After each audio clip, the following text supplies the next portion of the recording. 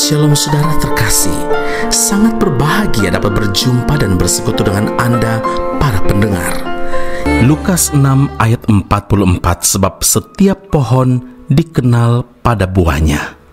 Saudara yang terkasih, ukuran keberhasilan seorang petani dapat dilihat dari hasil panenan dan kualitasnya.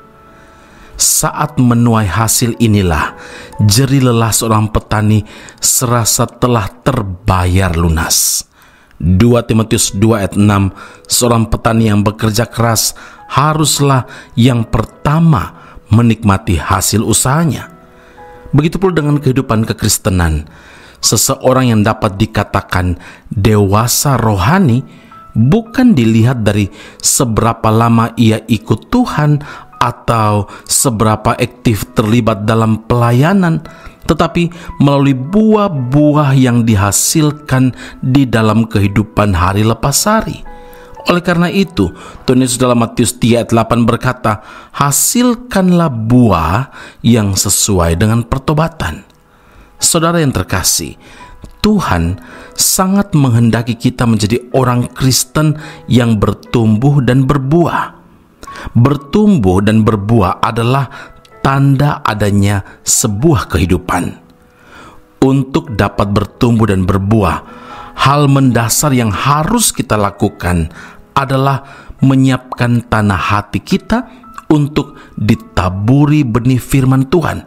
Sebab Roma 10 ayat 17 yang menjadi dasar dari pelayanan Bread of Life audio, iman timbul dari pendengaran dan pendengaran oleh firman Kristus. Jadi respon hati kita terhadap firman Tuhan akan berpengaruh besar terhadap pertumbuhan rohani kita. Yakobus menasihati dalam Yakobus 1 ayat 21, sebab itu buanglah segala sesuatu yang kotor dan kejahatan yang begitu banyak itu, dan terimalah dengan lemah lembut firman yang tertanam di dalam hatimu, yang berkuasa menyelamatkan jiwamu. Bagaimana keadaan hati saudara? Seperti tanah yang keras? Tanah yang berbatu-batu saat ini? Tanah yang penuh dengan semak dan duri, atau tanah yang baik? Saudara yang terkasih, Alkitab menyatakan bahwa benih yang ditaburkan di tanah yang baik ialah orang yang mendengar dan menyambut firman itu lalu berbuah.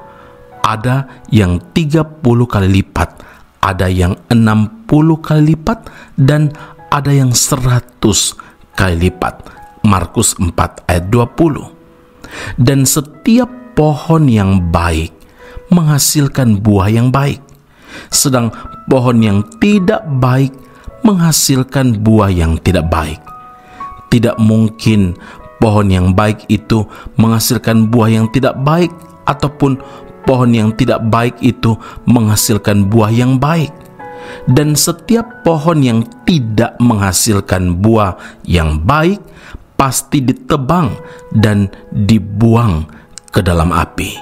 Saudara, jadilah pelaku firman, karena menjadi pelaku firman adalah bukti nyata bahwa kehidupan kita sebagai orang Kristen, sebagai orang percaya, benar-benar menghasilkan buah.